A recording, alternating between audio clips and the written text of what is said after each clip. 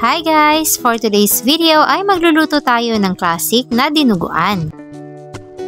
Ito yung ulam na laging present sa mga handaan at sa iba pang okasyon. Para mas lalo itong sumarap, lalagyan natin ng puso ng saging. Hiniwa-hiwa lang ito ng maliliit at saka natin pakukuluan ng 5 minuto.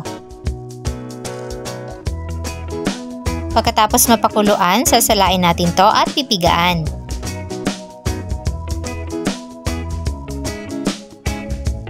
Ngayon naman ay hihiwain natin ang ating pork kasim o pork shoulders. Maliliit na hiwa lang ang gagawin natin dito. Pwede rin kayong gumamit ng ibang parts gaya ng belly, depende sa inyong preference. Yung iba naman ay gumagamit sila ng pork intestines.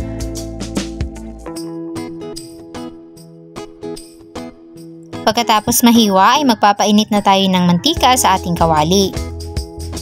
Isasangkot siya lang natin ang ating pork hanggang sa maging lightly brown.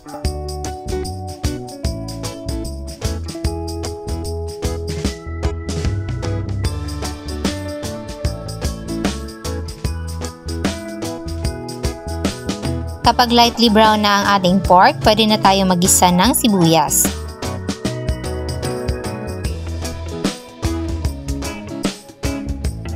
Sunod ay ang bawang.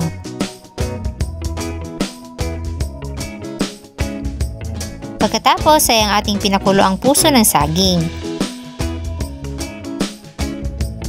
Igisa-gisa lang natin ng mga 2 minuto.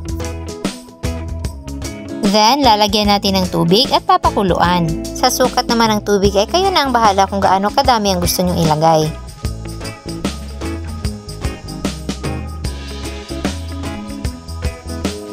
Kapag kumulo na, pwede nang ilagay ang ating main ingredient.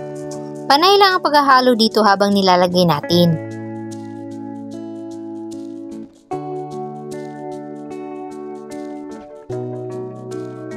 I-simmer lang ito ng mga 10 minuto habang constant ang paghahalo.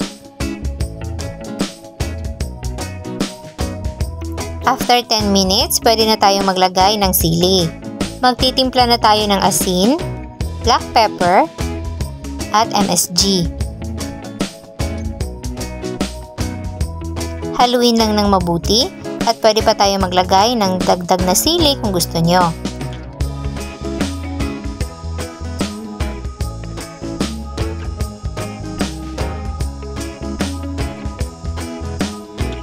Ayan, at luto na ang ating dinuguan. Masarap itong kapartner ng puto at syempre ng kanin. Kaya ano pang hinihintay mo, at kung cravings mo din ang food na ito ay lalagay ko sa ibaba ang kompletong listahan ng mga sangkap.